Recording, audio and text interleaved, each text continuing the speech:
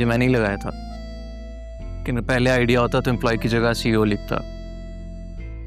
जिस तरह से कॉन्फिडेंटली आपने अपना बिजनेस संभाला है, दैट्स कमेंडेबल। मेरे नाना जान का बिजनेस, इसमें मेरा कुछ नहीं है। वैसे सब कुछ आपका ही है, नजर उठा के तो देखें।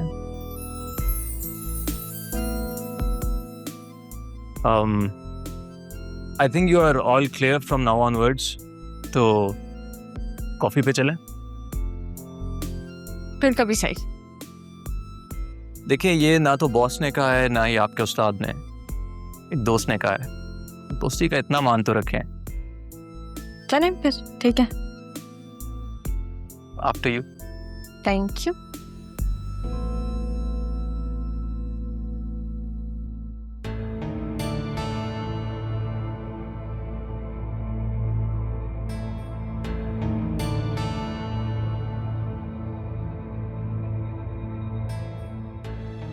मामा,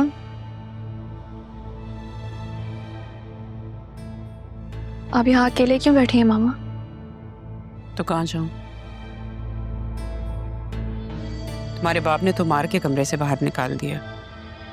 कल तुम्हारे सामने कह रहा था, हाथ उठाया लेकिन मारा नहीं, और आज वो कसर भी पूरी कर दी। आपने बहुत गलत किया मामा। आपने तो कहा था कि वो लोग घर ही नहीं आए।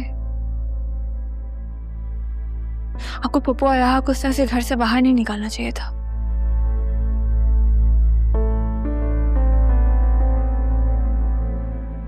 मैंने जो कुछ भी किया है तुम्हारे लिए किया है, अपनी बेटी के लिए, ताकि उसे उसकी खुशियां मिले, उसे सुकून मिले, उसे उसकी मोहब्बत मिले।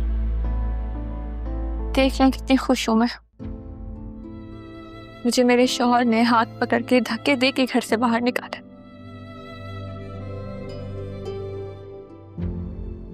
माँ की नीयत पे शक कर रही हो?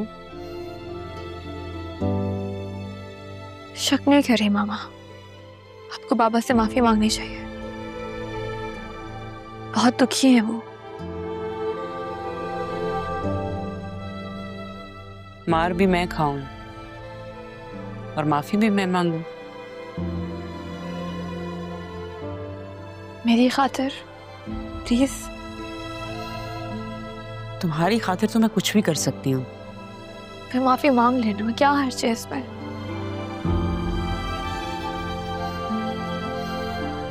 ओके, मांग लेते। और कुछ? सरी, उनकी पहली बीवी पाकिस्तान में ही है मामा। क्या कह रही हो?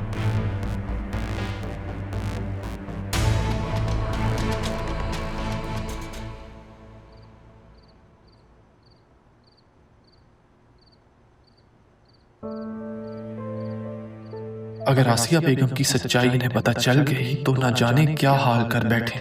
सच को कितनी देर छुपा सकता हूं मैं?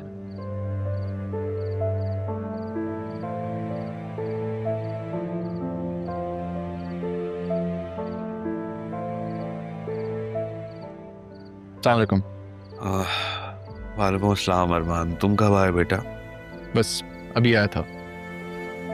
कुछ सोच रहे हैं आप? मैं रहा कहाँ है? अपने फादर के पास। कबीर के पास? जी, दरअसल मुर्शिद के बाद वो आए थे और उसे अपने साथ ले गए। इनफैक्ट अब तो वो एक बड़ी अच्छी जगह पे जॉब भी कर रही है। जॉब? जॉब कैसे कर सकती हो? जहाँ तक मैं उसे जानता हूँ और जैसी तरबियत सैफ साहब ने उसकी की है, राहा एक ऐसी लड़की है जो खुद को हर सिचुएशन में ढालने की सलाहियत रखती है, और अब उसने ये रास्ता चुना है। ठीक, मैं बस मेरे कहने का मतलब ये था कि तुम उससे ये कहना कि अपना बिजनेस संभाले। आप मिलेंगे तो समझा दीजिएगा उसे।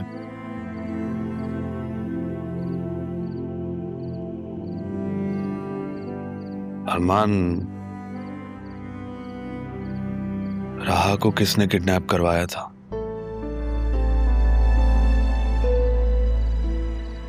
मैं जानता हूं तुम मुजरिम तक पहुंच चुके हो। मुजरिम को तो मैं अपने घर ही ले आया हूं। तकरीबन। अच्छा बदील साहब, मैंने मालूमात ली थी आपके घर पे रेड बैंक वालों ने नहीं, मलिक इन्वेस्टर के बंदों ने करवाई थी।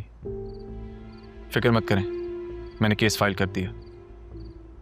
लेकिन जब विल खुलेगी तो बहुत मसले सामने आएंगे। मुझे आपका साथ चाहिए होगा।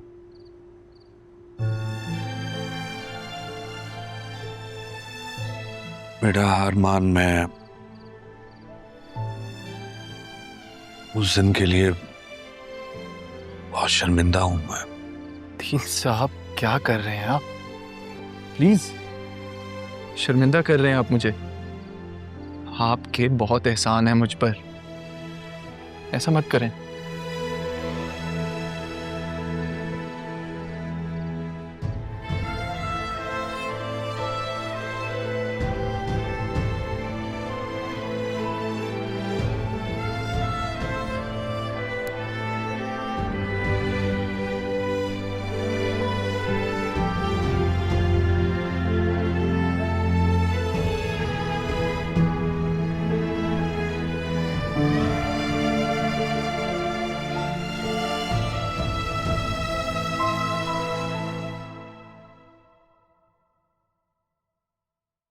बतूल,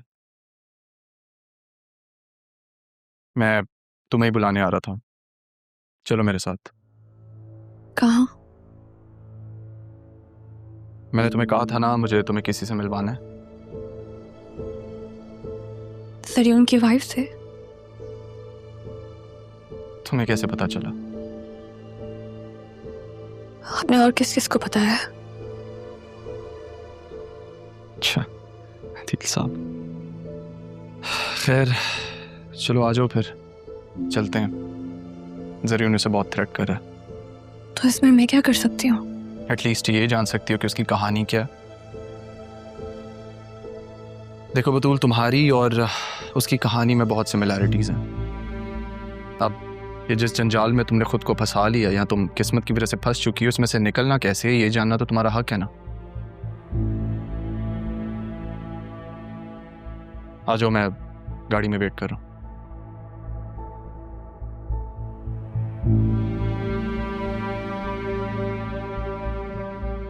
अगर तुम बता देती कि तुम कौन हो तो क्या हो जाता? मैं खुद कुछ करना चाहती थी। अगर आपको बता देती तो आप जॉब नहीं देते। उस वक्त जरूरत थी मुझे जॉब की। अम्मी शेल्टर होम में थी और मेरा दिल था कि मैं उन्हें शेल्टर होम से कहीं और ले जाऊं, पर वो मुझे छोड़ के ही चली गई। इतनी सी उम्र में काफी बड़ा सदमा देख लिया आपने। ऐसी चीजों पे इंसान का इख्तियार थोड़ी होता है कि सर पे आके गिरती हैं और बस आपको सब्र करना पड़ता है, क्योंकि और कर ही क्या सकते हो आप। बातें भी काफी बड़ी कर लेती हैं आप। बातें बड़ी हो या छोटी, सच होनी चाहिए।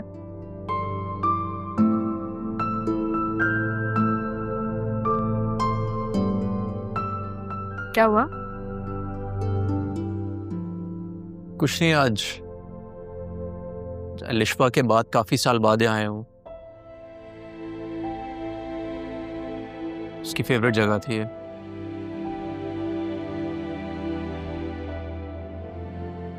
If you don't mind me asking,